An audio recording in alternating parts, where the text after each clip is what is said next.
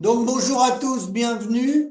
Donc aujourd'hui, j'invite un ami, Philippe Richier, qui va se présenter, qui a des choses à nous dire, notamment sur la viande, puisqu'il a un parcours, il a travaillé dans les abattoirs et comme boucher. Alors il a peut-être un avis différent de certains agriculteurs, mais c'est bien d'écouter des avis différents, ça nous remet en cause et ça permet de voir, nous agriculteurs, qu'il y a des problématiques dans notre filière viande. À toi, Philippe, la parole. Alors, tout d'abord, merci pour ton invitation, Philippe. C'est Laurent, hein, mais c'est pas grave. Ah oui, c'est Laurent, Laurent. Ouais, excuse-moi. t'inquiète, Philippe, c'est le prénom de mon frère, donc il n'y a pas de souci. Ça arrive. Non, bah écoute, je vais me présenter très rapidement. J'ai été boucher, j'ai obtenu mon CAP en 1986 au CEPAL de Latsou, donc à Nancy.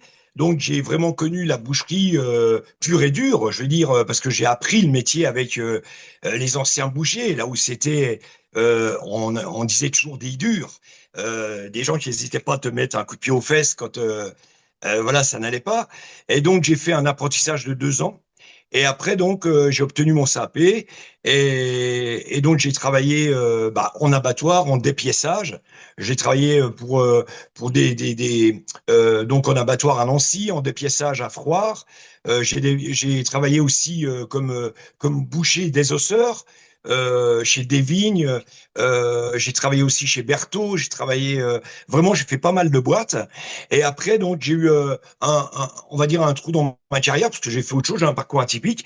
Et donc, j'ai retrouvé la boucherie. Bien évidemment, on perd jamais la main, hein, tu sais très bien, c'est comme le vélo. Oui. Et donc, je me suis retrouvé boucher pour la grande distribution, la grande et moyenne, où là, bah, je travaillais, bah, je faisais tout de A à Z, hein. C'est-à-dire que ça allait à la désosse, au dépiéçage, dénervage, fabrication, bien sûr, de saucisses, chipolata, merguez, tout ce qu'on peut avoir, boudin.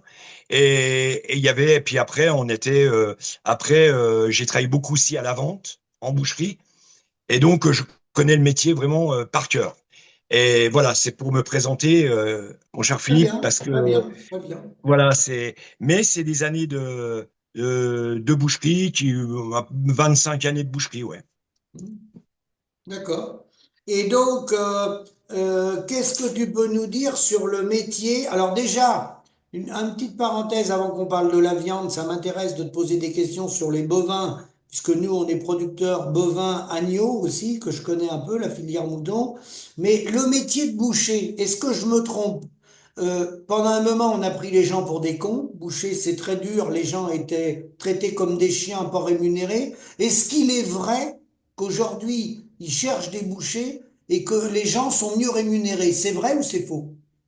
Alors, très très bonne question, Philippe, énorme question.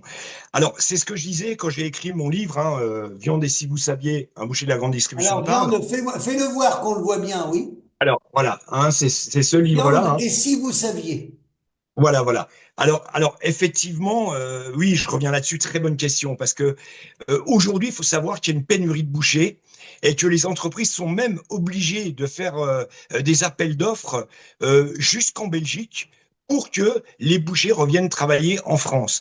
Parce qu'il faut savoir que la boucherie n'a jamais payé. Moi, j'ai jamais gagné des fortunes par rapport à mon métier.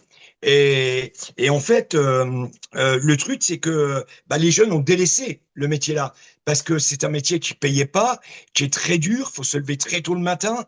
Il terminait bien souvent tard le soir quand on travaille dans la grande et moyenne distribution. Et donc il y a jamais de week-end parce que maintenant on travaille même le dimanche matin, hein, dans les grandes surfaces. Et en fait, le truc, c'est que le boucher, quand on est boucher, quand on n'est pas, je veux dire, chef boucher, on ne gagne pas sa vie. Et c'est ce que j'avais montré quand j'étais passé chez Hanouna. D'ailleurs, j'avais mes fiches de salaire, je les avais montrées parce qu'il y en a qui disaient non, c'est pas possible. Tu gagnes pas 1400 balles en travaillant comme boucher. Ben, je dis, avec l'expérience que j'ai, un métier que j'ai appris avec les anciens, avec sans être péjoratif, les vieux, euh, je connaissais le métier de A à Z, je gagnais 1400 balles. Mais je disais, par contre, le chef, lui, en gagnait 1008, 1009, voire 2000. Et tous les 3 mois, ils avaient une prime sur la rentabilité, sur bien sûr, les déchets, fallait pas tuer le déchet, le moins de déchets possible. Plus la rentabilité était bonne, moins il y avait de déchets, plus la prime était bonne. Et donc voilà où on en était. Mais aujourd'hui, le boucher n'a jamais aujourd'hui gagné sa vie. Et alors, il y en a beaucoup. Et c'est vrai que il y a une vidéo qui traîne sur Internet, où c'est une vidéo de mon éditeur, où il y a beaucoup de gens de la profession qui m'ont donné raison, qui ont dit oui, monsieur, vous avez effectivement raison. Aujourd'hui, Laurent ne raconte pas des conneries. Je gagne aujourd'hui 1500 balles. Si j'en veux 1008, il va falloir que je fasse des heures à foison.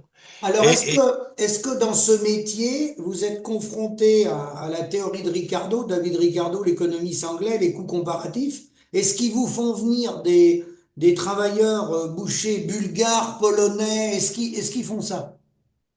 alors, alors moi, sur la fin, je l'ai vu dans une grande société Oui, euh, qui est implantée un peu partout en France, qui se targue de vendre du grand frais. Enfin, tu vois. oui, j'ai Et le compris. truc, le truc, c'est que les mecs, en dernier, il y avait des gars qui arrivaient, qui connaissaient pas le métier. Ils savaient pas ce que c'était, par exemple, ils savaient pas faire la différence entre un veau et un porc. Des Roumains, Absolument incroyable. c'était des Roumains, non? Alors, pas spécialement, mais c'était des gens issus de l'immigration, quoi, qui étaient D'accord, là d'accord. et ils ne savaient pas reconnaître. Et ils disaient toujours, ils me disaient, Laurent, voilà, on me demande une côte de veau ou on me demande une escalope. C'est quel morceau? Alors, je disais, c'est ça, tu reconnais la viande, le porc, la viande est beaucoup plus, on va dire, elle est beaucoup Ah, plus, un peu plus foncée, le veau, il ils est plus connaissaient pas clair. le boulot. Ah, Mais ça voilà. permettait à la grande distribution des payer au SMIC. Voilà. Voilà, tout simplement. Et en fait, ces gens-là, et combien de clients qui se sont manifestés en disant, mais attendez, il connaît rien, je me suis fait servir. Mais non, mais c'était, voilà, fallait que ça marche comme ça, que ça tourne comme ça. Mais oui, aujourd'hui, on en est là. Il y a vraiment une pénurie absolument incroyable, quoi, de bouchers en France. Et alors donc la viande, on va parler de la viande parce que nous, c'est un côté agriculteur qu'on connaît moins bien, c'est normal, hein. Nos bêtes partent principalement chez Bigard, mais bon, il y en a d'autres aussi, des coopératives, des abatteurs. Ensuite, c'est vrai qu'on n'a aucun droit de regard. Des fois, on a des bêtes qui sont consignées parce qu'elle a été fiévreuse ou il y a une partie de saisie parce qu'elle a pris un coup, la bête, ce qui peut être normal, hein. Mais quand on veut rentrer dans les abattoirs, même notre vétérinaire qu'on mandate pour aller voir, bah, c'est l'omerta, hein. Dans les abattoirs, on n'arrive pas à avoir la transparence. Alors, moi, ce qui m'intéresse, Laurent, c'est que tu me parles de la viande bovine. Que se passe-t-il? Le mouton, les importations. Nous, on est ruinés depuis qu'ils nous ont mis en compétition avec les importations. Est-ce que ce qu'on a, nous, Français, dans nos assiettes, tout est bien tracé? Est-ce qu'ils nous disent la vérité? Et est-ce que par moment, excuse-moi, ils nous mettent pas de la merde? Alors, alors, combien de fois en tant que boucher j'ai vendu de la viande des bovins Made in Angleterre ou Made in Irlande, Oui. Irlande surtout, combien qu'on me le faisait vendre en me disant, bah écoute, tu fermes ta gueule, tu dis que c'est du charolais. Ou tu dis, par exemple, que c'est du charolais ou de la blanc-bleu. Enfin, bref, tu dis, mais tu tournes autour du pot, mais tu ne dis pas que ça vient d'Irlande. Et souvent, ça nous arrivait en sous-vide. Souvent, en dernier. C'est-à-dire que, par exemple, tu avais les filets de bœuf, tu avais les filets de bœuf, tu avais tout ce qui était steak, la tranche grasse, la tente de tranche, euh, tous ces le rongit, tout arrivait en sous-vide. Mais tout arrivait d'Irlande. Tout arrivait d'Irlande. Et à ce moment-là, il fallait toujours fermer sa gueule en disant non, non, cette viande, elle est bel et bien française. Donc la traçabilité, les gens, ils vont pas la demander quand ils achètent un morceau de viande. C'est pas possible. Non. Donc ils ne le sauront jamais. Euh, Peut-être ça arrive, allez, un client sur 200 qui va dire, elle vient d'où? Vous pouvez me montrer la traçabilité de la bête? Mais bon, il y a toujours une bête dans le frigo parce qu'ils sont très malins dans la grande et moyenne distribution, qui est française, et on garde cette traçabilité de manière à dire, voilà, à ce moment-là, voilà cette traçabilité, voilà d'où vient la viande et tout. Mais le client, il voit que du feu. Ah oui, C'est comme le, ils sont capables de sortir un macaron sur une ou deux bêtes qui l'ont gardé, mais le reste du volume, c'est de l'importation. Et est-ce que tu me confirmes que l'importation, c'est, bon, faut pas se leurrer, hein, c'est pour faire baisser le prix des prix payés aux producteurs en France et Bien en Europe? évidemment, Ah, t'es d'accord? bien évidemment. Bon. Le truc, c'est que la viande, le bovin qu'on achète en Irlande, où bah, c'est élevé, hein, on le sait très bien, c'est de l'élevage intensif. C'est élevé très vite, c'est de la merde, quoi. N'ayons pas peur des mots. Et quand ça coûte beaucoup moins cher que chez un agriculteur ils vont acheter une bête chez un agriculteur, ça coûtera beaucoup moins cher. On le sait. C'est comme le mouton. Le mouton, c'est pareil. L'agneau, j'ai travaillé comme boucher intérimaire et il n'y a pas une surface, il n'y a pas quelque chose à ne pas se reprocher. L'agneau était toujours de Nouvelle-Zélande ou d'Angleterre. C'était très rare que l'agneau, eh bien, c'était un agneau français. Il faut savoir que même en bio, j'ai travaillé dans des magasins bio dans le nord de la France, Oui. j'étais sur le cul. Les mecs, ils travaillaient du mouton made in Nouvelle-Zélande Oui, mais et alors non pas du mouton français. le mouton français, il est consommé quand même. Il donne un peu de français et un peu d'importation. Il donne des deux, alors. Alors, oui, mais alors des moutons français, c'est pareil. Tu vas en avoir deux dans la chambre froide, Oui, voilà. mais tu auras tout le reste qui viendra de Nouvelle-Zélande. Mais bien évidemment, parce qu'il faut qu'ils se donnent bonne conscience par rapport à ça. Les mecs, ils veulent, je veux dire, ramasser du billet, faire du chiffre, euh, faire de la rentabilité. Il faut, comme on me disait tout le temps, hein, mes chefs, comme je disais, quand même, c'est quand même assez dégueulasse, quand même. On dupe quand même le client. Ouais, mais Laurent, écoute, de toute façon, il y a ta paye, t'as ta paye à la fin du mois. Bon, bah voilà, donc, ouais, mais bon, tu peux pas être serein, je veux dire, quand tu travailles dans des conditions comme ça. On est d'accord. Alors, Hein, le gros morceau, le gros billet, il y en a peut-être plusieurs qui ramassent des gros billets. C'est pas la caissière du supermarché, c'est pas le boucher, c'est pas le gars qui nettoie, c'est pas la femme de ménage qui nettoie la grande surface le soir, c'est pas le paysan. Donc celui qui gagne, qui ramasse le magot, c'est l'importateur, l'abattoir et la grande distribution. bien évidemment, mais c'est pas le. Et puis quand même, les bénéfices sont quand même beaucoup plus importants pour les directeurs de supermarchés. Oui, Le bénéfice est quand même beaucoup plus important. Mais en attendant, et c'est ce que j'écrivais d'ailleurs dans mon livre, le premier, hein, parce qu'il y a eu La viande ou la vie après, que j'ai coécrit avec Sandrine Bureau. Mais le truc, c'est que ils sont là, les gars, ils font de la rentabilité, ils sont là pour faire du fric. Du client, ils en ont rien à foutre. Alors, comme j'écrivais, ouais, je disais dans mon livre, où je disais comme ça, je disais, mais attendez, il y a un moment donné, je dis, c'est quand même un agriculteur par jour qui se suicide. Parce que le mec, il n'en peut plus. oh, c'est Le gars, plus il de a que un deux, rond, il a c'est fait. plus de Mais deux, c'est plus de deux, Laurent, c'est deux et demi. alors, et c'est pour ça que, il y a un moment donné, ça m'avait interpellé. Je dis parce que ces gens-là ont quand même des enfants, ils ont quand même une famille, mais eux, dans la grande distribution, il n'y a pas de pitié. Il n'y a pas de, ça, ils en ont absolument rien à foutre parce que ça coûte trop cher. C'est Donc, comme en période de Noël, la volaille qui venait de Pologne, la volaille qui venait de pays de Roumanie. C'est un truc de fou. C'est parce qu'ils n'achetaient jamais français, parce que ça coûtait beaucoup trop cher. alors là, C'était toujours des animaux issus d'élevage intensif. alors la volaille ou même les moutons, voilà, faut savoir que c'est des multinationales, des fois comme chez nous, type on a le groupe LDC par exemple, le leader européen de la volaille, où eux-mêmes ont construit des structures, ils ont des paysans qui travaillent pour eux, ils ont des structures en Pologne, en Roumanie et ailleurs, et c'est de leurs usines à eux que ça revient dans les grandes surfaces françaises, mais c'est organisé des fois par des gens de chez nous, par des multinationales de chez nous. Donc, t'irais jusqu'à dire, moi je le dis des fois dans mes vidéos, que là tu dirais presque, tu connais bien ce milieu-là, le fric, il passe avant la qualité des aliments. Ah mais oui, complètement. Le fric passe au-dessus de tout. Et ça, je l'ai vu de mes propres yeux. J'ai vu des négociations avec des chefs en période de Noël acheter de la volaille, mais c'est un truc de fou furieux. Eux, ce qu'ils veulent, ils s'en foutent. de ce qu'il va avoir dans le rayon. Après, il faudra des bons vendeurs. Et comme moi, j'adore l'être humain, j'adore les gens, voilà, une fois qu'on s'est un peu préparé, tu sais, je veux dire, parce que c'est ta paye et que déjà tu gagnes rien. Je veux dire, c'est quand même tout, je veux dire, c'est ta paye, c'est ta place que tu joues. Parce que si t'es mauvais vendeur, à ce moment-là, après, bah, tu vas terminer aux saucisses, tu vas terminer, voilà, quoi, voilà. Et ça, oui, c'est récurrent, c'est toujours récurrent. C'est comme ça. Et, et sans compter la remballe, hein, et tous ces trucs-là, hein.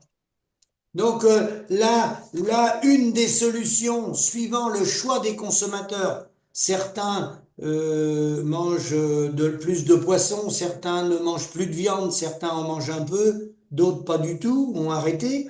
Une des solutions, c'est de revenir localement chez le petit producteur ou les AMAP, localement, quoi. C'est une des solutions, non?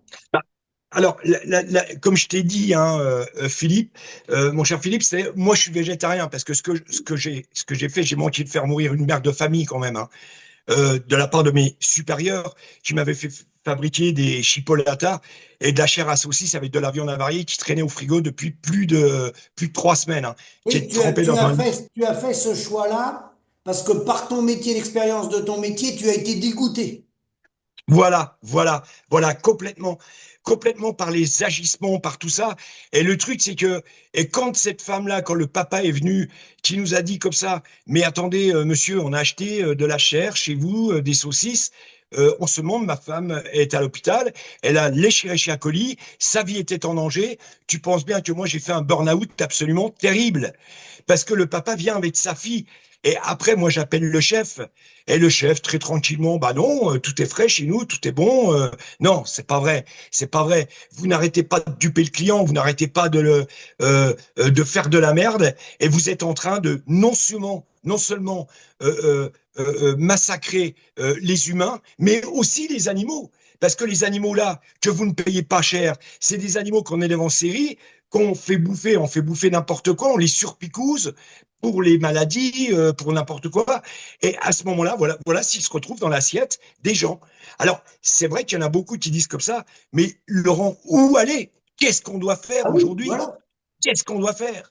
Alors, maintenant, et c'est ta question, maintenant, moi, je suis végétarien, mais il est sûr qu'aujourd'hui, ça va peut-être pas trop te plaire, Philippe, mais manger de la viande est devenu dangereux, mis à part par des gens qui font leur métier à cœur. Ah oui. C'est-à-dire, mais combien il y en a en France? Parce que le problème dans l'agriculture, et ça j'en suis intimement persuadé, et je l'avais mis dans mon livre, qu'il y avait des agriculteurs qui se suicidaient parce qu'ils crevaient. Mais il y a maintenant des agriculteurs qui sont obligés de rentrer dans ce Ah bah système je sais bien, je sais bien. et ils sont obligés. Et eux aussi commencent malheureusement à faire de la merde. Alors, ça devient vraiment un sacerdoce. Ça devient vraiment quelque chose de très inquiétant. Alors, il y a des personnes qui me disent, oui, mais si je vais en boucherie traditionnelle, si je vais chez mon boucher, il y a des gens qui font leur métier consciencieusement, Oui, j'en oui. suis sûr. Mais il y a des petits bouchers aussi, malheureusement, eh bien, Ah qui, oui. eux, ne gagnent pas leur vie et Non. sont obligés de travailler de faire des saucisses avec, malheureusement, bah, de la viande périmée, avec de la viande HS. On en est là aujourd'hui en France. Qui a bouffé tout ça, Philippe? C'est la grande et moyenne distribution. Ils ont foutu un bordel monstrueux chez le consommateur. Et en fait, ils sont en train tout doucement de les empoisonner. Et je le dis, et je te le dis, Philippe, vraiment du fond du cœur, aujourd'hui, acheter de la viande dans une grande surface, moyenne surface, il n'y en a pas une qui a quelque chose à ne pas se reprocher à chez qui j'ai travaillé, mais c'est devenu dangereux. Oui, Oui, parce on en est là aujourd'hui. ils mettent des ingrédients dedans, bon, on connaît pas la provenance et tout ça. Alors là, moi, plusieurs questions qui me viennent tout de suite à l'esprit. Euh, en fait, on maîtrise pas tout parce qu'on passe par les outils de transformation. Donc, quand on met notre bête, on sait pas si on récupère notre bête, hein, parce qu'on met une bête, si on dit on veut la récupérer pour nous, on donne les clés, hein. Il la passe dans l'outil de transformation, on maîtrise rien. Bon, après, la France, là tu vas peut-être me confirmer, est pas le pire des pays. Il y a des pays que ça doit être pire que ça encore. Et j'avais une autre question. les contrôles de la DSV, la direction des services vétérinaires, j'ai cru comprendre qu'il était quelques contrôleurs par rapport à tout ce qu'il y a à contrôler, donc ils contrôlent presque rien. Alors, alors moi, je vais parler de la direction départementale de la protection de la population. Moi, là où j'ai travaillé, comme je t'ai dit, il n'y a pas un magasin, il n'y a pas quelque chose à s'en reprocher. Je fabriquais des merguez avec de la merde, des chipolatas de la merde. Je faisais les préparations bouchérades de la merde. Il y a un moment donné, j'ai pété les plombs. J'ai prévenu la DDPP. J'ai prévenu les services vétérinaires. Mais Oui. le problème, c'est que la DDPP, ils ont contrôlé un magasin où j'avais travaillé. Il s'est pris 1 millier d'euros. Enfin, il a pris un bon PV. Mais ce mec-là, on l'a laissé exercer encore. Et le problème, c'est que les autres, ils ne se sont jamais fait contrôler. Alors moi, il y a un moment donné, quand j'ai écrit ces deux bouquins, le deuxième avec Sandrine Bureau, je me suis dit, il y a une journaliste qui m'avait téléphoné, elle me dit, mais vous vous rendez compte ce que vous écrivez dans votre bouquin, monsieur Richier, c'est incroyable. C'est de la fiction. Je dis, mais elle dit, est-ce qu'on peut venir en caméra cachée vous nous donnez deux, trois magasins. Écoute-moi bien, Philippe. Je lui ai dit, c'était sur M6, hein. Je lui ai répondu mot pour mot. Je lui ai dit, je ne vous donne pas, je ne vous rentre pas là-dedans. Vous prenez trois magasins et vous y allez. Elle a pris trois magasins. Elle a commencé avec le premier. C'est sur Internet. La vidéo est sur Internet, hein. C'est passé je crois que c'est M6, je ne me rappelle plus l'émission. C'est une grande émission l'après-midi, le dimanche après-midi. Et donc là, elle commence en caméra cachée. Les bouchers commencent à fabriquer des merguez, mais avec de la viande, mais Philippe, mais horrible, horrible. Et le boucher se targue en disant, ah, ah, t'as vu le gars qui a inventé les épices, il doit être riche aujourd'hui, hein. T'as vu ce qu'on met, la merde qu'on met dedans. Il mettait des trucs mais immondes. Et là, elle m'a téléphoné le soir. Je lui ai téléphoné le soir. Je lui ai dit alors, ça s'est passé comment? Elle me dit, ton livre, c'est pas de la fiction. Elle me dit, c'est pire ce que j'ai vu. Elle me dit, c'est même incroyable. Après, il y a eu un reportage aussi de France 2 où j'avais participé pour un magasin. C'est une enseigne dans le nord de la France. Il y en a que dans le nord de la France, en Lorraine. Je vais pas citer le nom, mais j'ai jamais vu des pourris pareils. Et là, à ce moment-là, eux, je les ai dénoncés. La DDPP ne s'est pas déplacée. Les services vétérinaires ne se sont pas déplacés. Sauf que là, il y a France 2 qui est arrivé. Ils ont pris trois magasins.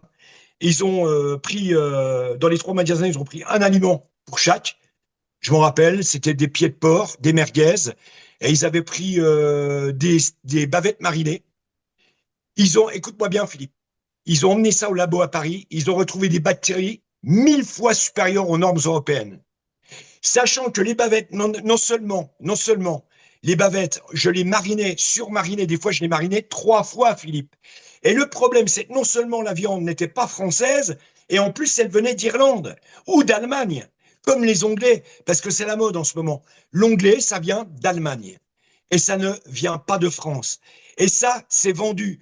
Et je le dis, j'attire tes téléspectateurs, Philippe. C'est vendu dans les magasins bio, c'est vendu dans les magasins qui se targuent de vendre, tu vois ce que je veux dire comme tout à l'heure, du frais. Mais j'ai les preuves. Alors, mon livre, il est sorti il y a 2 ans. La viande ou la vie, que je te montre là, c'est pareil, coécrit avec Sandrine Bureau. Il est sorti au mois de novembre.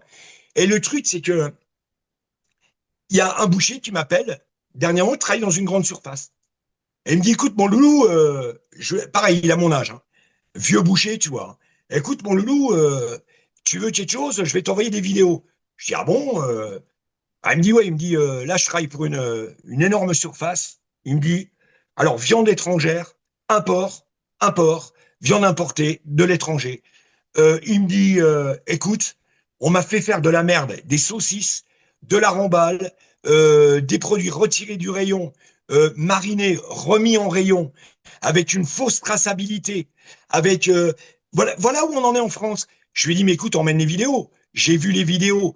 Et alors, je les ai même mis sur TikTok, tellement c'était pour dire aux gens, alerte rouge, arrêtez le massacre, n'allez pas acheter votre barbac, votre viande dans les grandes et moyennes surfaces. Alors, je comprends, parce que moi, je dis, je suis végétarien, les gens, bon, bien sûr, je suis contre l'élevage intensif, je suis contre le Oui, mal animal, oui, mais parce que alors, l'animal, précise bien que les gens fassent pas des amalgames, mais moi je le préciserai. D'abord, on donne la parole à tout ouais. le monde, on est là dans un débat d'idées. Tu n'as jamais dit que tu étais contre les éleveurs, hein. C'est pas du tout ça. Non, non, non, non. Mais ce que je dis par là, c'est que l'éleveur, il y a éleveur aujourd'hui, éleveur. Et ce que je te disais tout à l'heure, Bien sûr. maintenant, ils sont même vérolés. Il y en a beaucoup qui sont vérolés. Et même dans le lait, on le sait, même dans le lait, il y en a beaucoup qui sont vérolés, justement, par ce système. En fait, c'est une matrice, quoi. C'est une matrice. C'est un système qui a mis tous ces Oui, gens-là dans un tourbillon de folie, quoi. Et aujourd'hui, eh ben, ça devient quand même super compliqué, oui, quoi. le problème de l'élevage intensif. Alors, j'avais noté quelques trucs. Alors, moi, je sais que la grande surface, je sais pas. Mais Bigard, moi, j'ai un copain qui allait au ministère. Alors, si ça n'a pas changé, quand il avait un contrôle, c'est quand même le leader, hein, dans les abattoirs, il était prévenu 30 jours avant. Alors, là, C'est ça. tu nous parles de la viande à l'étranger. Je sais pas si tu connais un peu à l'étranger, mais ça doit pas être mieux qu'en France. Certains pays, sûrement pire. Et la viande, je voudrais que tu nous dises un mot de la viande du Mercosur, Brésil, Argentine et tout. T'en penses quoi? Bah, j'en pense tout simplement que c'est pareil. C'est les chevaux qui viennent d'Uruguay, qui sont ramassés, les bovins qui viennent du Brésil ou quoi que ce soit. On arrive toujours avec de la viande. euh, Ça n'a rien à voir, quoi. C'est de la viande, c'est imbouffable. Mais le problème, c'est qu'aujourd'hui, j'en pense quoi? Ça coûte moins cher pour eux. Et donc, de toute façon, ça coûte moins cher. Donc, du moment où ça coûte moins cher, ils vont aller vous la chercher là-bas. Mais et le problème, j'en pense que c'est de la merde. Voilà Alors, ce que j'en pense. Et attends, alors, parce que oui. le truc, c'est qu'il y a eu aussi des trafics de traçabilité, Ah et oui. ça, je l'ai vu, par rapport à ces bêtes qui arrivent d'Uruguay ou du Brésil. Je l'ai vu. Et il y a même un pote qui est boucher, qui a travaillé en Belgique, qui m'a dit, trafic, ça a été jusqu'à des trafics euh, de traçabilité par rapport à cette viande. Je lui ai dit, attends, Marc, tu me racontes des conneries. Il me dit, non, on en est là aujourd'hui. Alors, pour vendre la mariée dans les rayons, la grande distribution, grande et moyenne distribution, pour vendre cette viande, pour arriver à vendre la mariée, comme on dit, donc il est parfum, ils mettent des épices, ils ont un tas d'astuces que tu as dû voir. Bah oui, bah de toute façon, après, quand tu veux vendre de la viande qu'elle est périmée, tu vois, que la viande qui est, alors les vieux bouchers vont te dire ouais, la viande rassis c'est la meilleure, c'est nanana. Mais le truc c'est que bah on part tout simplement, on met de l'huile dessus. On m'a fait mettre de l'huile aussi, beaucoup d'huile dessus pour la rendre brillante, hein, pour avoir un beau rouge. Les andouillettes, on me les faisait laver, incroyable mais vrai. Je lavais les andouillettes, ouais, qui étaient périmées, qui étaient collantes. Je les lavais dans un bain d'eau douce. Je les lavais et on les remettait à la distribution. Mais la viande, pour lui donner un bel aspect, c'est clair, tu la pars jusque tu arrives à son cœur à peu près là où c'est bien. Tu mets de l'huile, tu la mets et tu la remets je veux dire, ton saladier, quoi, qui est dans la vitrine. Et le reste, eh ben, ça part en merguez ou ça dépend si c'est le porc, ça part en chipolata ou en petite Alors, saucisse ou en chair à Alors, saucisse.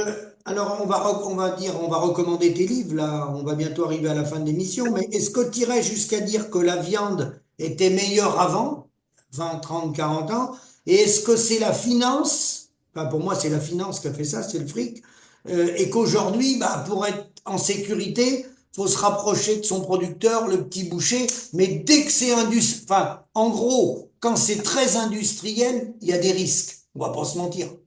Mais voilà, tu as tout dit. Tu as tout dit, c'est-à-dire que du moment où c'est industriel, déjà, il faut voir, quand c'est industriel, on dit industriel égale élevage intensif, égale comment la bête, elle a vécu, où elle a vécu, elle a certainement pas vécu dans un pré, et ben, les gens mangent de la merde, tout simplement. Et ça, c'est les finances. Et tu as tout dit, tu viens de tout dire là à l'instant. Donc, et c'est pour ça que je dis qu'aujourd'hui, manger de la merde est devenu très dangereux. Et je voudrais revenir là-dessus également, Philippe. Les grands magasins, tu vois, la grande distribution, ils se disent, ouais, nous, on est contrôlés tous les jours, Oui. toutes les semaines. Ah bah oui, ils sont contrôlés, mais c'est des contrôles internes. Oui. C'est pas la DDPP, c'est des contrôles internes. Donc, bah oui, on est contrôlé, hein, c'est des contrôles internes. Mais Alors, on tu te met fais des petites bien, remarques. tu fais bien de me le dire parce que Lactalis, enfin Bigard, tout ça, les grandes entreprises, ils font ce qu'on appelle de l'autocontrôle. Ils se contrôlent eux-mêmes en interne. Bah, c'est ça. Voilà. Alors Bigard, moi j'ai une histoire sur Bigard. Tu sais que Bigard, il y a un moment donné, ils avaient été condamnés parce qu'ils rajoutaient de l'eau carrément dans la viande, c'est-à-dire qu'ils piquaient la viande, le muscle, et ils rajoutaient de l'eau. Incroyable. Quelle année à peu près ça? Alors ça, alors ça je vais pas te dire le magasin, Il y a 10 ans. en, il y a 10 ans, ouais, 10, 15 ans, Ouais, ouais. c'est ça. Parce que écoute, c'est simple, on est en 2025, c'était en 2017 qu'on me l'a dit. En 2017, donc ça s'était passé avant. Et je m'en rappelle parce qu'il y avait un chef, j'étais boucher intérimaire, qui était venu, et il y a un représentant de chez Bigard qui était venu, qui avait dit, lui avait dit, dégagez, vous avez été condamné pour, voilà. Et puis il y a eu aussi les steaks hachés qu'ils ont vendus avec les chirichis à colis. N'oublions pas. Et il y en a plein de gens qui l'ont mangé. Voilà où on en est. Voilà où on en est dans des sociétés qui aujourd'hui se disent vendre. Alors quand je vois des trucs à Burger King, enfin quand je vois, ils se vantent les mecs. Oui, mais Et nous on travaille. j'ai bien retenu ton message. Ils gardent du mouton français, ils gardent de la viande dans les frigos, hein, c'est facile d'en garder quelques-uns. Et s'il y a un contrôle ou une étiquette, hop, ils sortent l'étiquette, ils disent regardez, sur la chaîne, tac. Et en fait, alors faut savoir que l'agroalimentaire, les industriels et la grande distribution, c'est des géants. Au niveau financement des partis politiques et tout ça, Bien sûr. ils ont une puissance de feu tellement importante que... Alors, ce qui est bien, ça va t'intéresser, Philippe, avant de terminer. Tu vois, quand on faisait les saucisses, donc on prenait la viande périmée, de la viande des fois qui traînait au frigo depuis plus de 3 semaines. Écoute-moi bien. Pour marquer la traçabilité sur les cahiers, tu sais que nous, en tant que boucher, on a des cahiers à la traçabilité. Faut mettre le numéro de lot et tout le tout team. Eh ben, on prenait le numéro de lot d'une bec qui était au crochet qu'on venait de recevoir il y a 5 jours. Ah bah oui. Tout simplement, tout simplement. Qu'est-ce que tu veux qu'ils y voient? Je veux dire, même l'hygiène, quand ils arrivent là-dedans, ou les services, les contrôles, ils ne voient C'est que très du feu. difficile, on est d'accord. C'est impossible de. Et même, on l'a vu d'ailleurs sur cette émission d'M6 que j'avais fait, que il y a la journaliste, elle dit comme ça, je peux les manger quand mes merguez. Le boucher, ah, mangez-les ce soir, hein. Autrement, après, c'est fini, mangez-les ce soir. Voilà, t'as compris, quoi. Le mec, il le dit devant la caméra. C'est un truc de malade. Voilà où on en est, Philippe, aujourd'hui. Alors, pour cette première émission, comme faut essayer de pas être trop long pour pas lasser les gens quand les émissions sont trop longues, je te réinviterai, Laurent. Donc, pour terminer, tes 2 livres ou tes 3 livres, va lire, rappelle les titres. Alors, voilà, je te les montre. Donc, c'est Viande, et si vous saviez, un boucher de la grande distribution parle. Et Voilà. donc, alors, la viande ou la vie, ou là, avec Sandrine Bureau, là, on est allé plus loin encore dans les investigations. Et là, il y a un troisième livre qui va sortir, que je suis en train d'écrire justement, avec des témoignages de bouchers, parce que j'ai voulu aller en investigation. Et là, je crois que là, si les gens comprennent vraiment pas qu'il y a un danger quand on va dans la grande distribution acheter de la viande parce que le boucher peut vous raconter n'importe quoi, on me l'a fait faire. C'est pas dans un magasin, c'est pas dans 2 magasins, c'est partout où je suis passé. Et il n'y a pas une grande surface euh, qui a quelque chose à ne pas se reprocher. Et c'est là que j'attire vraiment Ben, ton l'attention des témoignage est téléspectateurs. intéressant parce qu'on en reparlera, je te réinviterai, comment faut développer les PAT, projets alimentaires territoriaux, localement, revenir localement sur des petits producteurs à taille humaine, fruits, légumes, viande, enfin ce qu'il y a, mais à taille humaine, revenir, sortir de ces grands outils industriels, ça rentre en plein dedans ce que tu es en train de dénoncer. Mais le truc, c'est que Si on va vers l'industrie, on va vers le fric. Voilà. Et le truc, c'est que, alors, tu sais que tu as le végétarien, tu as le flexitarien et Oui, tu as le viandard. T'as le viandard. Vaut mieux aujourd'hui être flexitarien, choisir sa viande vraiment là où, je veux dire, tu es sûr que, choisir bon, il n'y sa aura pas viande. eu d'antibiotiques, il n'y aura pas eu de tout ça et tout. Mais même les viandards, aujourd'hui, les viandards, combien j'ai eu de gens qui me disaient, moi, je suis viandard. Bah, tu parles, toi, moi, j'adore l'onglet, j'adore la bavette. Ils me prenaient tu vois, la bavette, c'est comme ça, tu vois, ça fait un arc de cercle, quoi, tu vois. Et le truc, je leur coupais la moitié de la bavette, et elle vient de France.